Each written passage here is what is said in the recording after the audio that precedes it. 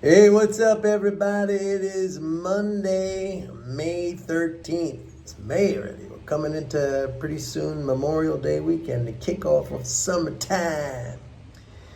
So, quiet day in the market today. The Dow Jones gave some back. Mixed, mixed market. We got a lot going on this week. Tomorrow is producer prices. You got these inflation reports coming up this week. You have a quarterly interest payment coming up on Wednesday. You have a Social Security payment. This week's going to be a big positive fiscal flow week with that quarterly interest payment and the Social Security payment. But we have 2 days now, tomorrow and from Wednesday, with that CPI, because that could really trigger the monetarists. But forecasts are I think around 0.3% on the PPI, maybe 0.2, 0.3% on the CPI, right about where the consensus is, where the forecasts are. I don't anticipate much deviation from that, but any number that comes in below the forecast, even by a tenth, the monetarists are going to go crazy, and we will see new highs in the stock averages, although I will say that I think these new highs will be marginal, just slightly. This is my trader brain coming out. Like, I would sell new highs. And I know I've been telling you guys that, I've been talking about the deceleration in the fiscal flows. The leading flows are still very strong, okay?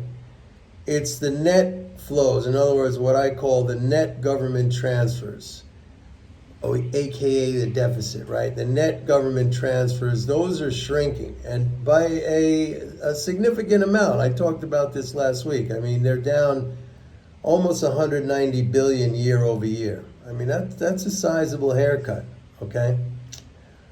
And I look at that. So, but the leading flows are still strong. They've moderated somewhat if you compare them year over year, right? Because they're down about 10, 11% in the last 45 days or so compared to where they were, that gap, that positive gap.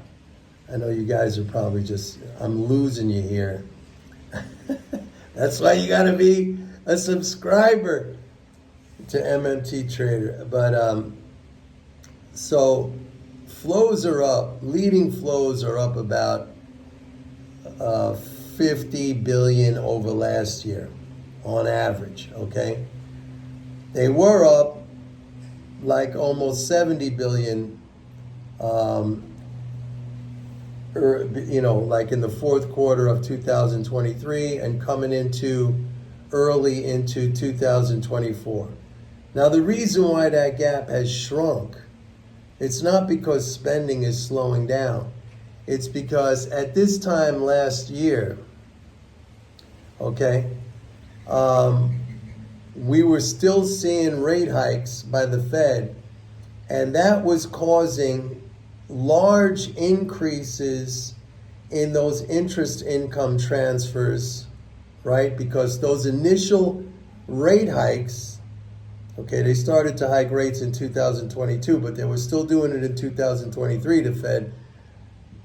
Those rate hikes were starting to translate into larger and larger interest income transfers, okay? So there was an acceleration last year at this time in leading flows. Now, since December, right, the Fed has kept interest rates steady, so transfers are still happening. There's no doubt about that. I said to you guys that it's just going to continue because as these longer dated maturities, as these longer dated securities mature, they get rolled over with the higher coupon, right, with the higher interest rate payment. But now that the Fed is keeping interest rates flat, if you look at it year over year, okay, that gap is shrinking. I probably lost most of you on that explanation, and I'm sorry. Um, just just take what I'm telling you as, those are the numbers. I mean, it's like it's decelerating compared to last year, but it's still at a very strong high level. The net transfers, in other words, when you subtract taxes out of that, those are falling down 186 billion. So, I look at that too. What else? Gold was down a little bit today. Oil. Let me talk about oil because in the last week's CFTC Commitment of Traders report, producers were aggressive buyers of oil at that below that $80 price level in WTI. Aggressive. I mean, they added a lot of new longs, and they are net long. They've been net long now for a year, since May 2023. And that dip, I mean, they're always there. Whenever the price dips down in the low 80s, or we just had that dip below 80 into like 78 price level, aggressive buying by oil producers in the futures market, adding to their long position. So take that into account. I mean, I've said in the past that when it comes to physical commodities, you want to go with whatever these producers are doing. I mean, there are no entities who are more savvy than producers when it comes to physical commodities. They are they're in that business. They produce, they market, they distribute whatever that commodity is. They really have their pulse on the supply-demand situation. With financial commodities, with financial futures, it's a different story because most of those things, if not all of them, are cash settled.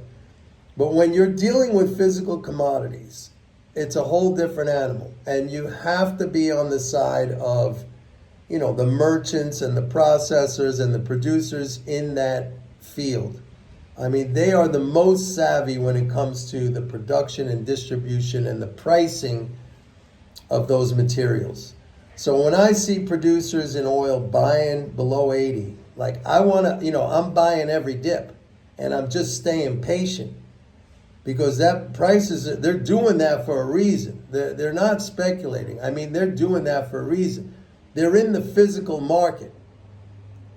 And so they have a really, really good handle on what's going on in terms of demand, in terms of price.